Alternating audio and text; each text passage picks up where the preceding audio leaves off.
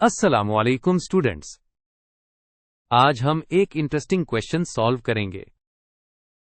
हमें दो रेगुलर टेट्राहेड्रन्स दिए गए हैं और उनके वॉल्यूम्स की रेशियो 8:27 है। हमने उनकी साइड्स की रेशियो मालूम करनी है। स्टेप 1 में हम सबसे पहले दी हुई इंफॉर्मेशन को लिख लेते हैं। जैसा कि आप स्क्रीन पर देख सकते हैं, हमने वॉल्यूम्स को V1 और V2 और साइड्स को L1 और L2 से रिप्रेजेंट किया है। तो V1 रेशियो V2 बराबर है 8:27 के। इसको हम फ्रैक्शन की शक्ल में V1 ओवर V2 इक्वल्स 8/27 भी लिख सकते हैं। अब अगले स्टेप में हमें रेगुलर टेट्राहीड्रन्स की प्रॉपर्टीज को समझना है। एक रेगुलर टेट्राहीड्रन एक 3D शेप होती है जिसके 4 बराबर इक्विलेटरल ट्रायंगल फेसेस होते हैं।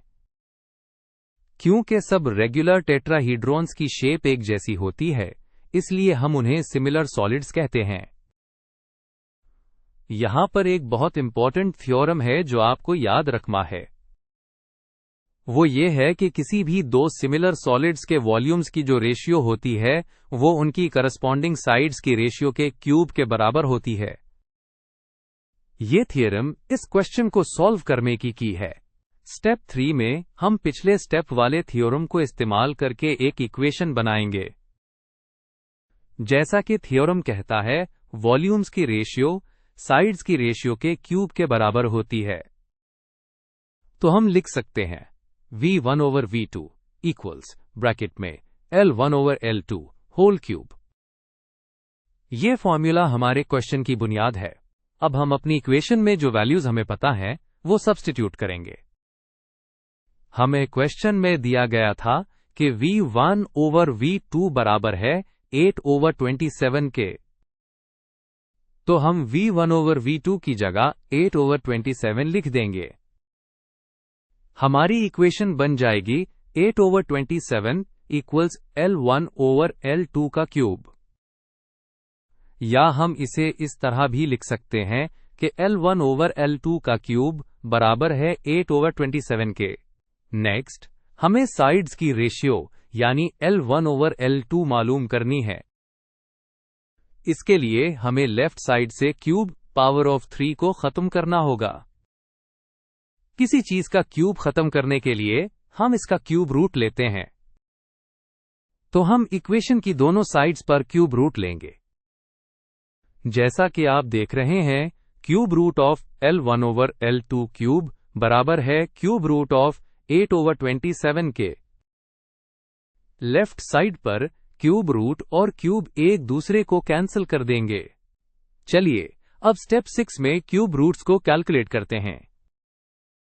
जैसा कि हमने पिछले स्टेप में डिस्कस किया, लेफ्ट साइड पर क्यूब रूट और क्यूब कैंसिल हो गए, तो हमारे पास सिर्फ L1 ओवर L2 बच गया। अब राइट साइड को देखते हैं। हम 8 और 27 का क्यूब रूट अलग अलग ले सकते हैं, यानी cube root of 8 divided by cube root of 27। अब सोचें 8 का क्यूब रूट क्या होता है। ऐसा कौन सा नंबर है जिसको 3 बार मल्टीप्ली करें तो 8 आए? वो है 2, क्योंकि 2 टाइम्स 2 टाइम्स 2 इज 8। इसी तरह 27 का क्यूब रूट 3 है, क्योंकि 3 टाइम्स 3 टाइम्स 3 इज 27। तो हमारी राइट साइड बन गई 2/3। अब हम दोनों सिंप्लीफाइड साइड्स को मिलाकर लिखते हैं। लेफ्ट साइड से हमें L1 ओवर L2 मिला था और राइट साइड से 2/3।